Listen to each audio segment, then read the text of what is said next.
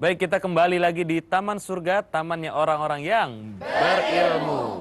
Baik, kita masih membahas tentang tema kita untuk episode kali ini, hal-hal di hari kemudian. Tadi sudah diuraikan oleh Bapak Quraish Shihab ya, untuk awalnya dengan alam barzah, Pak ya. Lalu bagaimana dengan padang mahsyar sendiri, Pak? Oke. Ayo. Tadi saya sudah katakan bahwa setelah sangkakala kedua semua bangkit. Semua digiring ke padang mahsyar. Digiring berkelompok-kelompok. Kelompok-kelompok itu Al-Quran menyatakan fahum yuza'un. Kelompok-kelompok itu bisa kelompok orang-orang beriman dari satu nabi tersendiri. Bisa juga kelompoknya kelompok orang-orang yang durhaka. Bisa juga kelompoknya ini durhakanya durhaka pada orang tua, ini satu kelompok. Ini zina satu kelompok. Oh ini yang suka sholat tahajud satu kelompok. Ini yang berpuasa satu kelompok. Kita tidak tahu persis apa yang dimaksud dengan kelompok-kelompok. Nah di sana Nabi ada mengemukakan bahwa di sanalah dilukiskan matahari itu turun sedemikian dekat kepada umat manusia yang ada di padang mahsyar itu sehingga semua keringatan. Keringatnya itu sesuai dengan dosanya. Sehingga ada orang yang keringatnya sampai di tumitnya, ada yang sampai di lututnya, ada yang sampai di perutnya. Sudah semua ini. Nah, di sanalah manusia-manusia ini atau wakil-wakilnya berkunjung kepada nabi-nabi meminta agar supaya Allah mengangkat matahari ini. Tidak seorang nabi pun yang berani bermohon. Karena di antara mereka ada yang merasa punya dosa juga. Adam saya punya dosa. Nuh punya dosa. Ibrahim dia katakan saya pernah bohong sekali. Saya tidak berani minta. Musa mengaku saya pernah bunuh orang tanpa sengaja. Nabi Isa tidak menyebut dosa. Tapi tidak berani. Maka Nabi Muhammad bermohon ini diangkat ke atas semua lega. Barulah dilakukan perhitungan.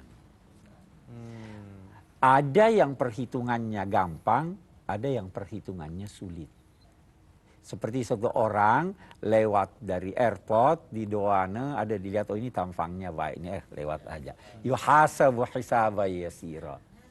Ada orang yang dilihat wah ini rupanya penjahat, ini apa, mencurigakan, itu ditimbang. Itu diperiksa sedemikian rupa. Pemeriksaan ini di sanalah ada yang disebut dengan mizan. Mizan kalau terjemahannya timbangan. Tapi terus terang kita tidak tahu apa yang dimaksud dengan timbangan itu. Nah, ulama-ulama beda pendapat. Ada yang berkata kalau kita ambil ini timbangan. Di sini yang sebelah kiri, di sini yang sebelah kanan. Timbangannya begini, setiap amalan ada anak timbangannya. Saya beri contoh, salat atau begini. Katakanlah saya mau membeli jeruk 1 kilo. Untuk ukuran 1 kilo ada timbangannya atau tidak? Ada anak timbangannya. Kalau kurang dari 1 kilo, ini ringan dia, iya kan? Oke, itu tidak diterima salatnya karena ringan. Nah, itu sebabnya di dalam Al-Quran. Jadi ada yang berkata setiap amalan ada anak timbangannya. Fa amma man thaqulat mawazinuhu. Yang berat mawazin itu bentuk jamak. Jadi artinya anak-anak timbangan. Zakat. Saya butuhkan zakat, katakanlah misalnya 10 kilo. Oh ini zakatnya cuma berapa? Oh 5 kilo aja, nggak cukup nih. Saya butuhkan sholat 10 kilo. Oh sholatnya bagus, ada 12 kilo. Yang 2 itu simpen dulu, bisa nutupi ini. Nah, ada lagi yang berpendapat, semua amal baik digabung di satu timbang, katakanlah timbangan sebelah kanan. Semua amal buruk ditanggung di sebelah kiri, dilihat yang mana yang lebih berat. Kita tidak tahu persis bagaimana itunya. Nah, namun kalau kita lihat dari redaksi Al-Quran, kelihatannya pendapat pertama lebih benar tuh. Jadi bisa jadi salatnya bagus, puasanya jelek, zakatnya jelek, salatnya saja diterima tapi kurang. Bisa jadi yang lain seperti itu terjadi. Setelah itu terjadi, setiap orang diberikan kitab amalannya. Kitab amalannya itu ada yang menerima dengan tangan kanan, ada yang menerima dengan tangan kiri. Itu isyarat. Yang menerima dengan tangan kanan bakal masuk surga, yang menerima dengan tangan kiri bakal masuk ke neraka. Selesai perhitungan, diantarlah orang ke suatu tempat, ujung mahsyar itu, di sana ada jembatan. Siratal Mustaqim. Itulah dia sirat. Saya kira kita lanjutkan. Iya, baik. Sebelum kita menuju ke Siratal Mustaqim, nggak ada salahnya kita lempar dulu yang ingin bertanya kepada Pak Quraisy tentang tema kita. Silakan Ibu. Siapa yang? Iya, Ibu berkerudung merah. Saya ingin menanyakan kepada Ustadz. Tadi Ustadz menerangkan bahwa waktu kita berada di alam barzah itu kita mengalami yang namanya panjar. Itu panjar itu kehidupan seperti apa di sana? Jadi lebih detailnya mohon dijelaskan. Wah, ini jawabannya singkat, Bu. Saya tidak tahu. Bagaimana kehidupan di sana kita tidak tahu. Yang ada penjelasannya hanya bahwa yang nikmat merasakan kenikmatan. Bagaimana bentuk kenikmatannya, bagaimana ininya kita tidak tahu. Satu hal yang saya ingin kemukakan pada ibu-ibu, pada pemirsa, uraian menyangkut hari kemudian tidak bisa diakal-akalkan, tidak bisa dikarang-karang. Uraian menyangkut kehidupan barzah kita hanya bisa tahu kalau ada penjelasan dari Al-Quran atau dari hadis. Jadi jangan terlalu percaya atau jangan timbang-timbang sebelum percaya apa yang ditayangkan biasa di TV. Ya kan? Itu biasa ditambah-tambah.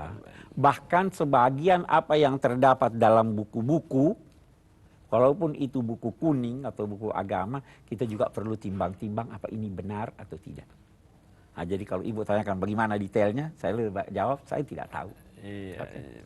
Walaupun banyak yang terjadi penyimpangan di situ Pak ya, dalamnya Pak ya. Baik, oke. Siapa lagi yang ingin bertanya? Saat saya mau tanya tentang alam barzah, apa guna dari kita hadir ke ziarah kubur maksudnya? Terus karena katanya kalau kita ziarah kubur, apalagi orang alim, itu sewaktu-waktu katanya rohnya itu ada. Bagaimana penjelasan Ustadz? Terima kasih. Apa gunanya kita ziarah kubur? Satu hal dulu. Kita manusia mempunyai kepercayaan sejak dulu sampai sekarang, paling tidak mayoritas mereka percaya bahwa yang wafat itu sebenarnya masih ada.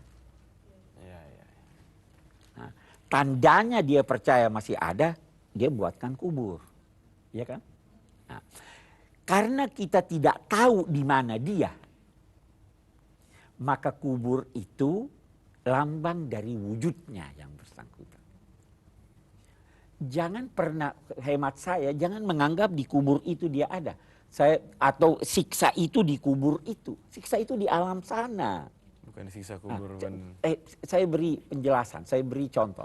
Seandainya ada 2 atau 3 orang ditanam di suatu tempat. 1 baik, 1 setengah baik, 1 durhaka. Bagaimana nih? Disiksa 3-3 di situ? Kan tidak. Kubur itu sekali lagi saya katakan itu lebih banyak buat kita. Mengingatkan kita. Kita ziarah kubur untuk mengingat kematian. Kita ziarah kubur untuk mendoakan yang bersangkutan.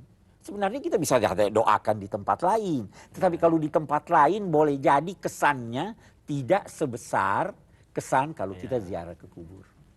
Saya kira jelas ya. Jelas Ibu ya. Baik, mengenai tadi Pak, apa namanya, masalah ziarah kubur tadi ya. Yang tadi apa, kalau orang sudah meninggal nih Pak, meninggal katanya 40 hari itu dia masih berada di sekitar kita. Itu kebenarannya? Saya tidak tahu ada uraian menyangkut hal tersebut dalam Al-Quran dan hadis. Jadi biasa orang lantas berkata gentayangan segala ya. itu. Nggak ada tuh. Nggak ada ya. Jadi tidak betul itu, Bu. Ya kan? Sampai akhir kita pengajian 40 hari. Setelah 40 hari baru rohnya bisa ada di sana gitu. Itu tidak. Bahwa orang pengajian berdoa 3 hari, 7 hari, 40 hari, 1000 hari, itu budaya. Budaya.